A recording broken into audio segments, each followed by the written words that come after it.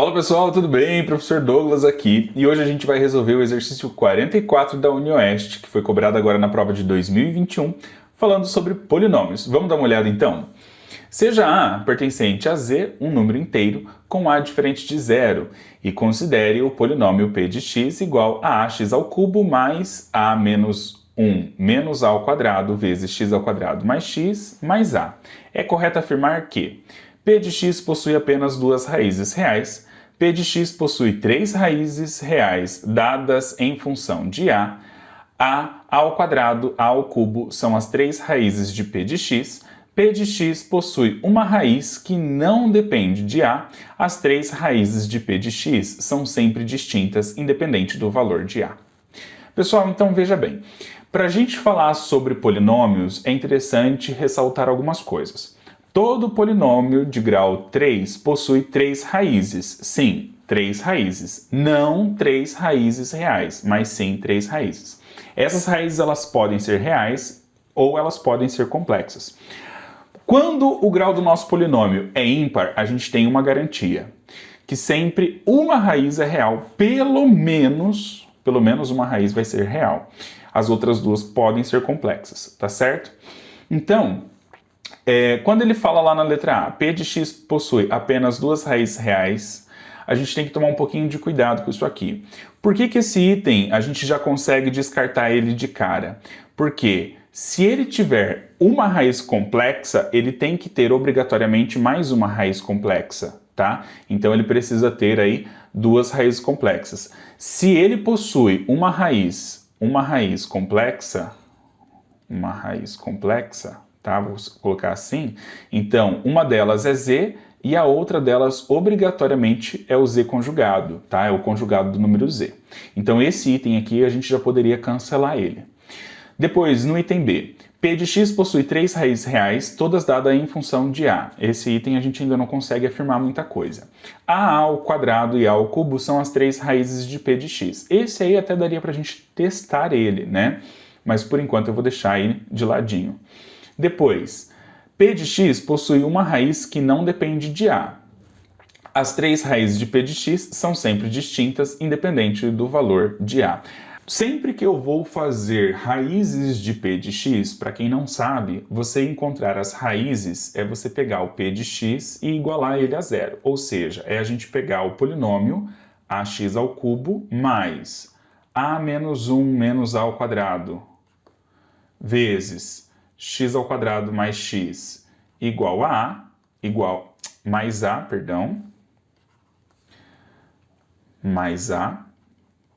igual a zero.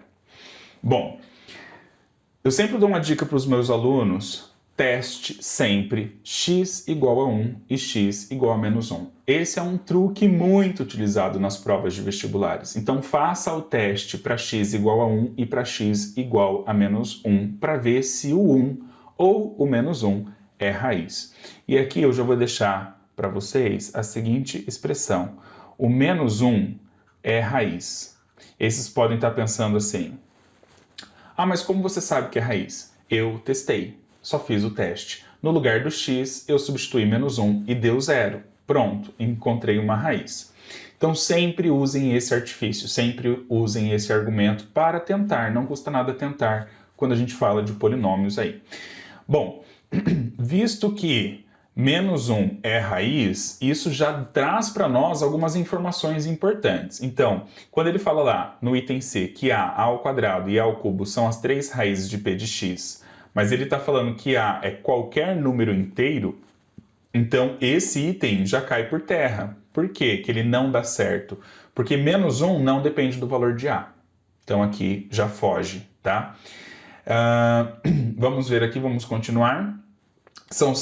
Ele fala também que p de x, que as raízes são sempre distintas, independente do valor de x. Olha, esse aqui não dá para afirmar se todas as raízes são independentes do valor de a, né? Que é o que ele fala aqui. Mas nós temos aqui o item D, um forte candidato, porque ele fala assim: p de x possui uma raiz que não depende de a. Então essa aqui eu já ficaria em alerta, porque ela parece ser uma questão, um item correto, tá bem? Bom, para a gente continuar, eu vou fazer o seguinte: dá para dá para a gente diminuir o grau, né? Como que faz a diminuição de grau? Existem vários métodos aí. Eu vou aplicar aqui o Briones-Ruffini para diminuir esse grau, tá certo? Então, primeiro eu vou ajeitar esse meu polinômio. Esse meu polinômio p de x, ele pode ser reescrito como p de x é igual a x ao cubo mais a menos 1 menos a ao quadrado vezes x ao quadrado mais a menos 1 menos a ao quadrado vezes x mais a. Esse é o meu polinômio.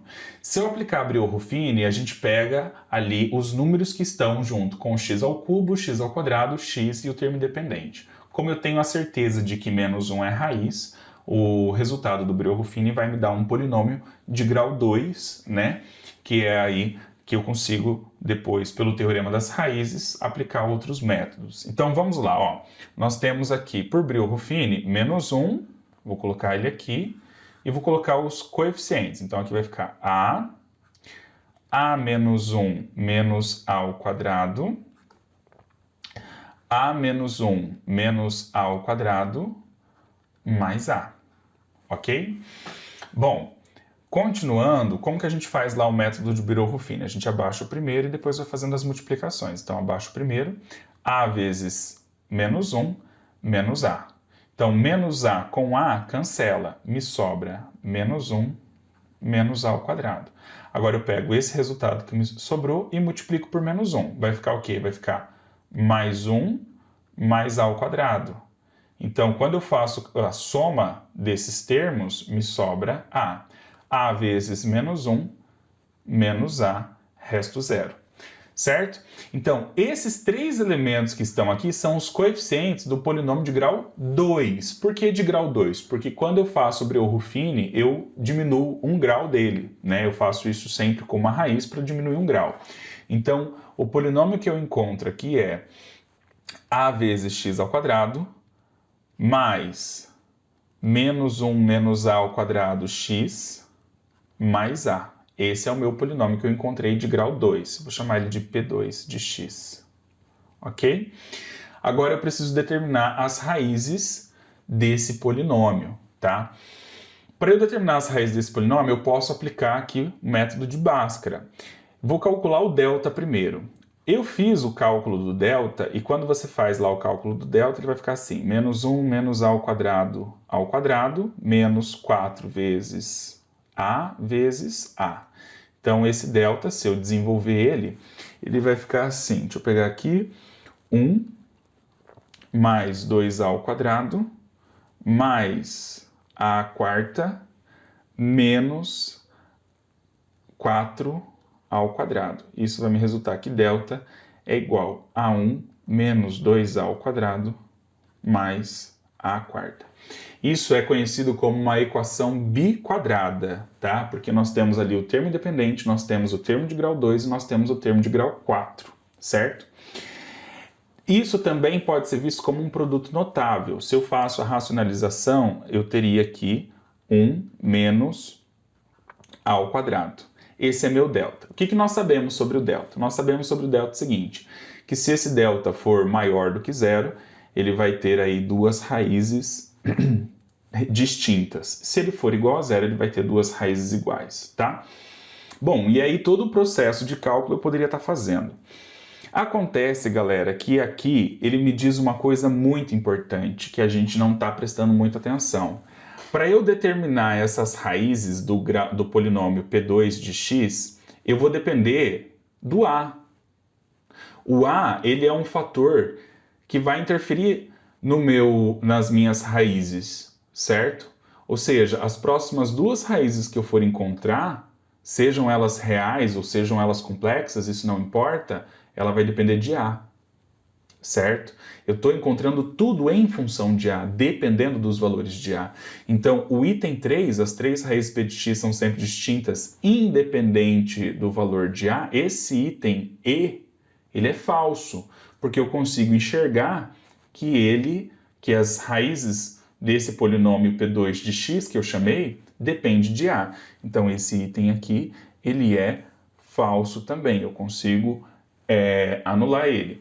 E aí lá no item B, que tinha faltado, p de x possui 3 raízes reais, todas dadas em função de a. A gente viu também que isso é falso. Logo, nosso item correto é a letra D. Ele possui uma raiz que não depende de a. É claro que aqui é mais um passo a passo de toda a explicação, né? Se vocês quiserem desenvolver isso aqui, vai dar um pouquinho de trabalho, desenvolver essa parte aqui de 1 menos a ao quadrado, faltou um quadradinho ali. Dá para desenvolver, dá para mexer com tudo isso, só tem que lembrar que a é um número inteiro, tá?